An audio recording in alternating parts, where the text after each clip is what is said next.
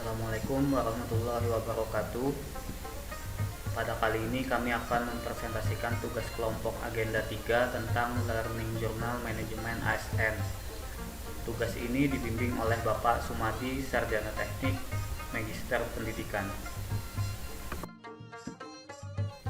Kelompok kami terdiri dari Haryadi dengan NDH 01, Helmi Ardani dengan NDH 02, Herlina Setiawati dengan NDH 03, Hilda Nur Ajijah dengan NDH 04, dan Hulida Ranjayanti dengan NDH 05. Kami semua adalah peserta latihan dasar CPNS dari Kabupaten Barito Kuala, golongan 3, angkatan 30, kelompok 1 pada Badan Pengembangan Sumber Daya Manusia Daerah Provinsi Kalimantan Selatan tahun 2022. Manajemen ASN.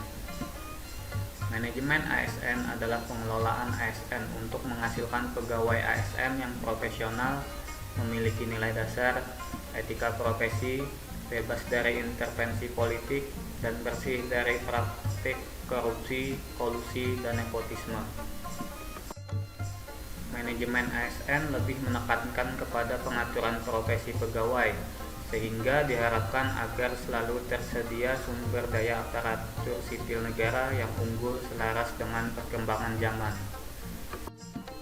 Oleh karena itu, dengan adanya manajemen ASN diharapkan agar dapat dilakukan terobosan inovasi, yaitu mewujudkan pelayanan sektor publik yang berkualitas, profesional, dan berkarakter dengan birokrasi berkelas dunia. Kedudukan PNS. Kedudukan atau status jabatan PNS dalam sistem birokrasi selama ini dianggap belum sempurna untuk menciptakan birokrasi yang profesional. Untuk dapat membangun profesionalitas birokrasi, maka konsep yang dibangun dalam Undang-Undang ASN harus jelas. Berdasarkan jenisnya, pegawai ASN terdiri atas: pertama, pegawai negeri sipil; yang kedua, pegawai pemerintah dengan perjanjian kerja. Fungsi dan tugas ASN. Pegawai ASN berfungsi sebagai: pertama, pelaksana kebijakan publik; kedua, pelayanan publik; ketiga, perekat dan pemersatu bangsa.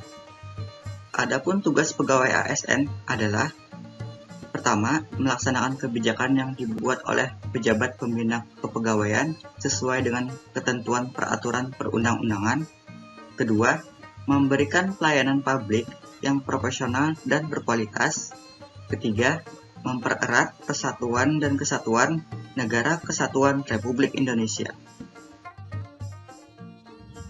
Hak PNS.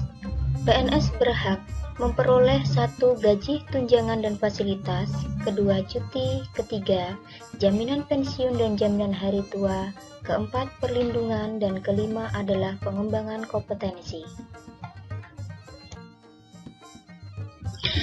Untuk kewajiban PNS meliputi setia dan taat pada Pancasila, Undang-Undang Dasar Negara Republik Indonesia tahun 1945, Negara Kesatuan Republik Indonesia dan pemerintahan yang sah, menjaga persatuan dan kesatuan bangsa, melaksanakan kebijakan yang dirumuskan pejabat pemerintah yang berwenang, menaati ketentuan peraturan perundang-undangan, melaksanakan tugas kedinasan dengan penuh pengabdian, kejujuran, kesadaran, dan tanggung jawab, menunjukkan integritas dan keteladanan dalam sikap, perilaku, ucapan, dan tindakan kepada setiap orang, baik di dalam maupun di luar kedinasan, menyimpan rahasia jabatan dan hanya dapat mengemukakan rahasia jabatan sesuai dengan ketentuan peraturan perundang-undangan, dan bersedia ditempatkan di seluruh wilayah Negara Kesatuan Republik Indonesia.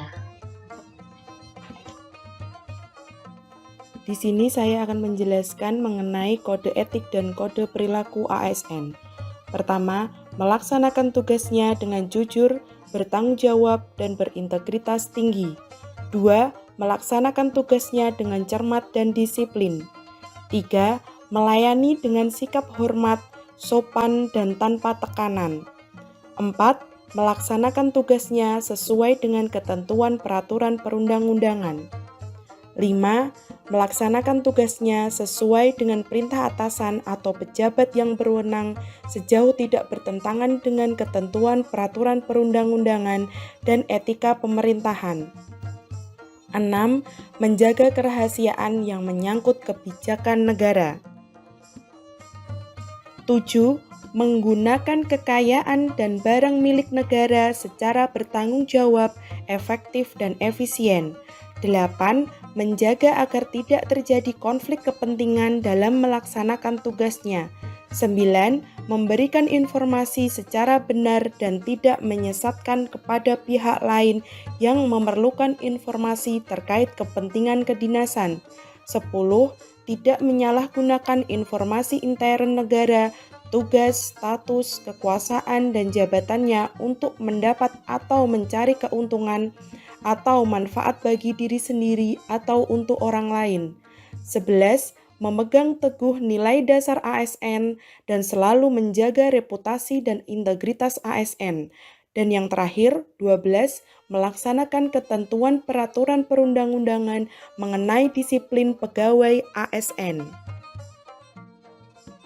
Sistem merit dalam manajemen ASN.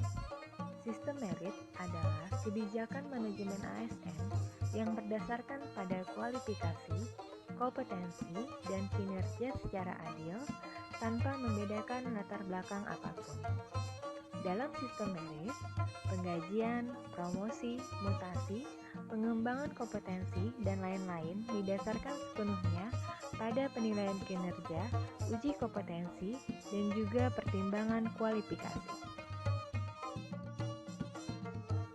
Manajemen PNS pada instansi daerah.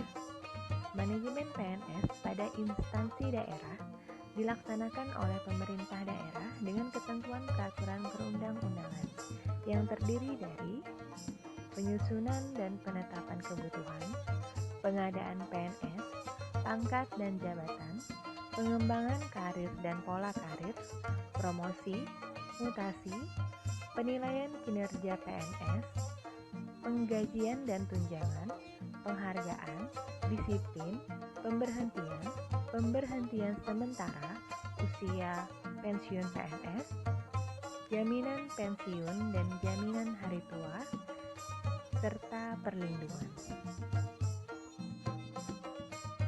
Demikian presentasi yang sudah kami sampaikan. Semoga bermanfaat. Mohon maaf apabila ada salah kata. Wassalamualaikum warahmatullahi wabarakatuh.